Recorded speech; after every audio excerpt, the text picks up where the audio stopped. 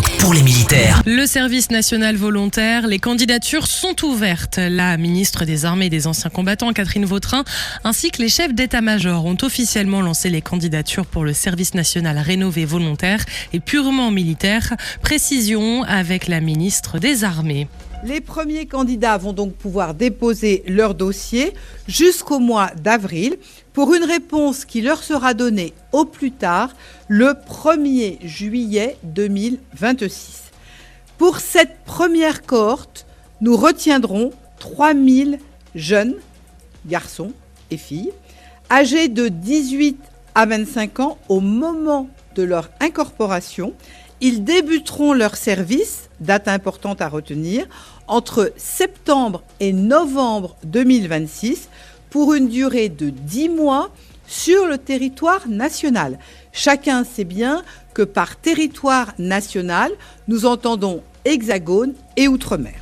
La montée en puissance de ce dispositif sera progressive puisque l'idée est de 4000 jeunes sélectionnés en 2027 et nous serons à 10 000 en 2030. Ouvert aux 18-25 ans sans condition de diplôme, le dispositif mise avant tout sur la motivation et l'aptitude. Les volontaires seront pleinement intégrés aux unités avec les mêmes règles et les mêmes exigences que les militaires d'active.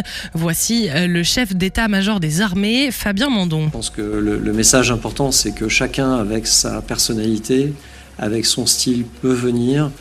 Et ensuite, le premier mois de formation est un mois probatoire. Alors non pas qu'il faille miser là-dessus pour tout essayer. L'entretien qui sera fait avec le jeune qui est candidat permettra d'affiner avec lui l'assurance qu'il s'engage pour un an de sa vie dans quelque chose qui lui convient. Mais ensuite, vraiment, il n'y a pas de profil type. Au contraire, il y a beaucoup de variétés. Et ensuite, cette variété se combine au sein d'un groupe qui suit des règles. Et c'est là-dessus que vous connaissez les armées et leur discipline.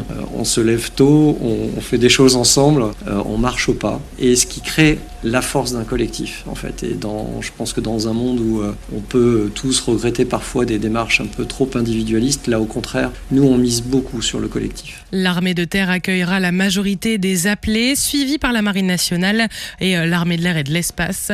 L'objectif affiché, offrir une expérience d'engagement concrète au service des missions de protection et de défense du territoire. C'est une première mondiale pour la France dans la lutte contre les menaces biologiques, avec le premier antidote contre la ricine, substance extrêmement toxique, qui vient d'être mis sur le marché.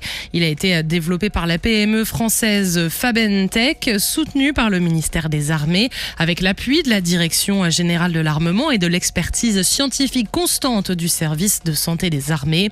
Jusqu'ici, aucun traitement spécifique n'existait dans le monde. Une avancée majeure, notamment pour la gestion des risques chimiques. Et après l'aviation légère de l'armée de terre, c'est au tour de l'armée de l'air et de l'espace d'avancer dans le domaine du déploiement de drones depuis les airs.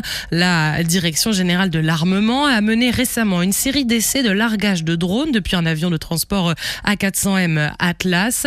Des drones factices ont été largués en vol par les portes latérales et par la rampe arrière. Une manœuvre délicate en raison des turbulences et de la vitesse de l'appareil, mais les premiers résultats sont jugés prometteurs.